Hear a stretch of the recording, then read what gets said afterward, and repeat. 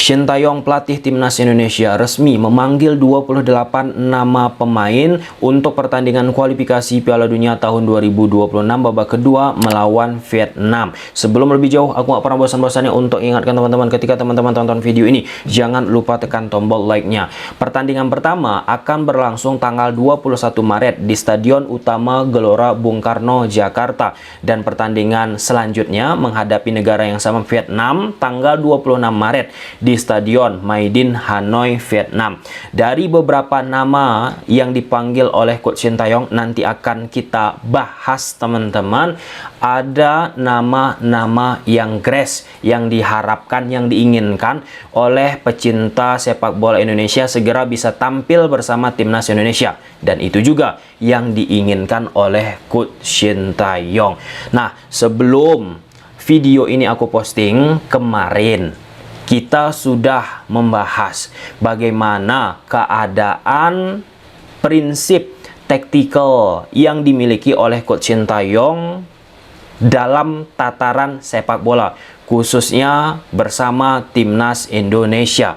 Nah, aku harap teman-teman tonton video kemarin karena ada korelasi apa yang kita bahas dari ucapan yang disampaikan oleh Coach Shin Tae-yong kemarin dengan nama-nama pemain yang dipanggil oleh Coach Shin Tae-yong. Contoh yang pertama, di video kemarin sudah kita mention, Coach Shin Tae-yong ingin pemain yang ia miliki itu serba bisa. Serba bisa ini dalam arti kata bisa dimainkan di banyak posisi. Jika kita bedah 28 nama pemain yang dipanggil oleh Coach Shin Tae-yong untuk menghadapi Vietnam nanti, itu banyak sekali pemain yang serba bisa, multi posisi di atas lapangan. Dan yang kedua, secara garis besar, Coach Shin Tae-yong katakan juga ia sangat suka untuk menggunakan jasa-jasa pemain muda. Rata-rata usia 28 pemain yang dipanggil oleh Coach Shin Tae-yong yang rencananya kumpul tanggal 17 Maret di Jakarta, rata-rata usianya 23,93 tahun. Aku tidak ada menyindir pada akhirnya Stefano Lillivali nggak dipanggil karena usia yang sudah tua, tapi ini masih ada saja di media sosial Stefano Lillivali yang bermain sangat-sangat mempesona bersama Borneo di Liga Indonesia, dan posisi Borneo pun berada di pucuk klasemen. Ya, itu harusnya menjadi perhatian, tapi kan tetap keadaannya Stefano Lillivali tidak dipanggil oleh Coach Shin Tae-yong. Nah, dalam garis besarnya kita berikan kepercayaan kepada Coach Shin Tae-yong, apalagi pemain yang dipanggil ini, teman-teman, ada pemain-pemain yang sudah diharapkan lama bisa diperkuat, bisa memperkuat timnas Indonesia. Oke, kita lihat dulu nama-nama yang dipanggil oleh Coach Shin Tae-yong berdasarkan website resmi PSSI. Lawan Vietnam, Shin Tae-yong panggil 28 pemain. Ini soal match tersebut berlangsung tanggal 21 Maret dan 26 Maret kita lewati. Ini narasi tentang dipanggilnya Adi Satrio, kembali mendapat panggilan timnas. Kemudian ada Witan Sulaiman, Rizky Ridho, Egy Maulana Fikri, Yaakob Sayuri, yang dimana itu nama-nama yang sangat familiar kita dengar eranya Coach Shin Tae-yong. Kemudian beberapa pemain yang bermain di luar negeri, dan beberapa pemain baru, pemain anyar, teman-teman. Sementara itu 4 nama, yaitu Jai Aegis, Tom Haye, Robner, kemudian Nathan Jo Aon juga mendapat panggilan untuk pertama kalinya bersama skuad Garuda. Pendaftaran resmi, teman-teman, untuk putaran kedua Piala Dunia tahun 2026 ini resmi ya FIFA, yaitu tanggal 13 Maret. Oleh karena itu sangat penting akhirnya PSSI dan berbagai pihak stakeholder terkait, teman-teman, untuk bisa bergerak secara sat-set dalam arti kata untuk merampungkan proses, misalnya administrasi dari Robner, kemudian ada Tom Haye, ada satu lagi Martin Faiz, teman-teman. Namun dalam konteks ini Martin Faiz belum masuk nama yang dipanggil. Nah, bisa saja apa yang terjadi terhadap Martin Faiz ini soal administrasi yang pernah kita alami, yang didapat oleh Jordi Amat, yang perlu waktu lama juga bisa memperkuat timnas Indonesia. Nah, ini dia.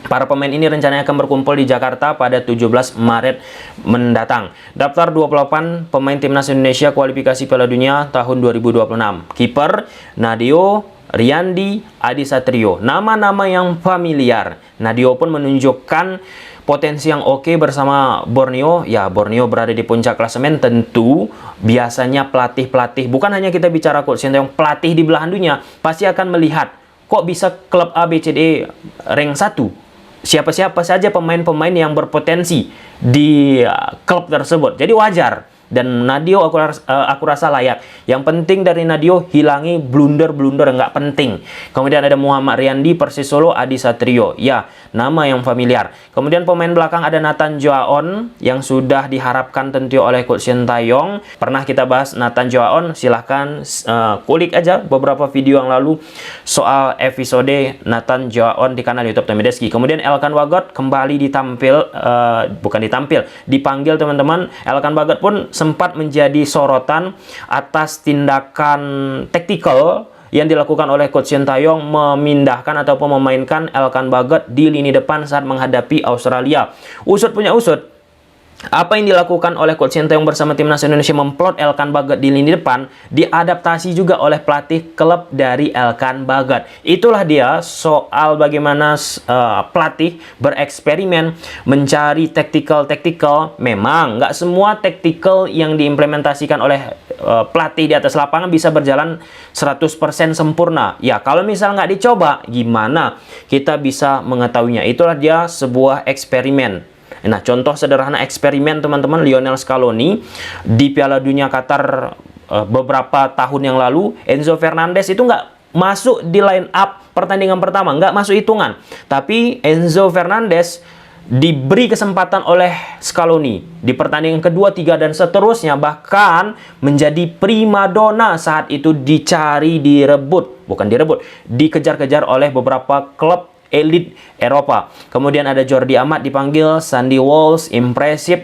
kemarin di Piala Asia teman-teman, Rizky Ridho, Edo Febriansah. Ya, ini nama-nama yang nggak asing, meskipun Edo Febriansah bagi aku tetap masih menurun permainannya di Persib Bandung, nggak seperti di Rans. Namun Edo Febriansah ini yang aku tekankan, dia pemain yang serba bisa bermain sebagai fullback sebelah kiri, bisa bermain sebagai winger sebelah kiri ataupun gelandang sebelah kiri, dan bisa bermain sebagai gelandang sebelah kanan ataupun sayap kanan. Yang turning pointnya seperti yang sudah disampaikan oleh Coach Sintayong di video kemarin yang sudah kita kulik juga. Kemudian ada Asnawi Mangkualam, Ford FC, pemain bermain di Liga Thailand. Kemudian ada Wahyu Prasetyo, sangat progresif perkembangan Wahyu Prasetyo teman-teman, bagaimana dia bersama PSIS Semarang khususnya mendistribusikan bola. Wahyu Prasetyo ini sangat akrab dengan filosofi taktikal yang dimiliki oleh pelatih Brighton, De Zerbi.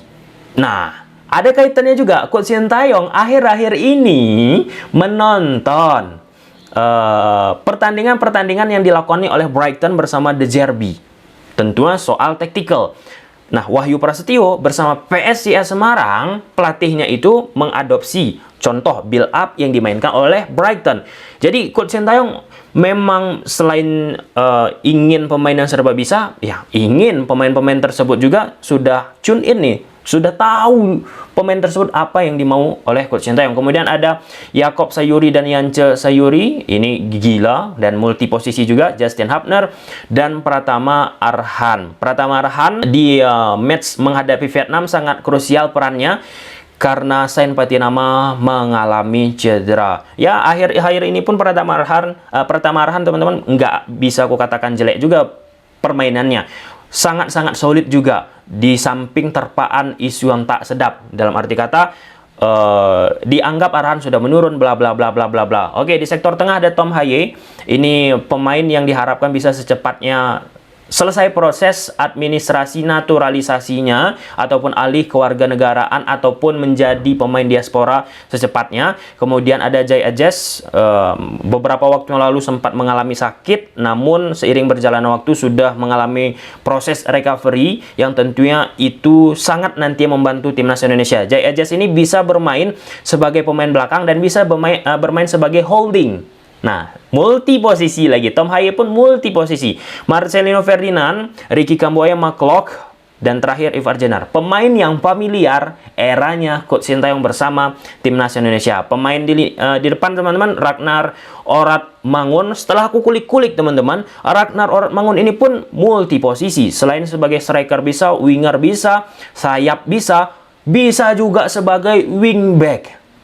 Nah, jadi nonton deh video kemarin. Kemudian ada Rafael Strike, Witan Sulaiman, Egy Maulana, nama-nama familiar. Egy Maulana walaupun tidak begitu impresif dia bersama timnas Indonesia akhir-akhir ini, bahkan klub di Liga Indonesia Dewa United tetap dipanggil. Yaitu kebijakan dari Coach Sintayong. Dimas Derajat pun mengalami penurunan di Persikabo. Ramadan Sananta meski dipanggil sering oleh Coach Sintayong, Ramadan Sananta tidak banyak sekali mendapatkan menit bermain. Dan Hoki Caraka yang memang sudah setia dipanggil oleh Coach Sintayong khususnya di lini depan. Ya, semoga dengan pemain-pemain yang dipanggil oleh Coach Sintayong ini bisa diimplementasikan oleh Coach Sintayong apa yang sudah Coach Sintayong pelajari soal taktikal. Khususnya akhir-akhir ini Coach Sintayong mempelajari dan menonton seringnya 3 pelatih. Yang pertama Man City tentunya sudah tidak bisa kita singkirkan lagi. Yang kedua Brighton bersama De Zerbi. Kemudian Xavi Alonso yang sedang menjadi bahan pembicaraan di elit Eropa bersama Bayer Leverkusen. Tentu ketika seorang pelatih dalam konteks ini Coach Sintayong mempelajari dan menonton apa yang ditampilkan oleh 3 pelatih tersebut secara nggak langsung, pasti Coach Sintayong juga menyerap dan mengimplementasikan apa-apa saja untuk timnas Indonesia. Apalagi Guardiola menggunakan pola akhir-akhir ini 3 back dan kadang menggunakan pola 4 back 4-3-3, selaras dengan apa yang sering juga digunakan oleh Sintayong bersama timnas Indonesia menghadapi tim superior menggunakan 3 back, menghadapi tim inferior menggunakan 4 back ataupun setara menggunakan hal demikian. Kemudian ada De Zerbi, bagaimana Coach Sintayong pun beberapa kali menggunakan pattern build up yang dimana holding double pivot yang dimiliki oleh Sintayong posisinya rapat banget dengan pemain belakang. Itu khas De Zerbi. Dan banyak atribut-atribut lainnya. Kemudian yang ketiga, Xavi Alonso dengan pattern pola 3 back yang mempesona yang ia tampilkan bersama Bayer Leverkusen yang bisa juga bertransformasi tergantung situasi di atas lapangan. Oke, sampai sini dulu aja video teman-teman. Semoga bermanfaat. Bye.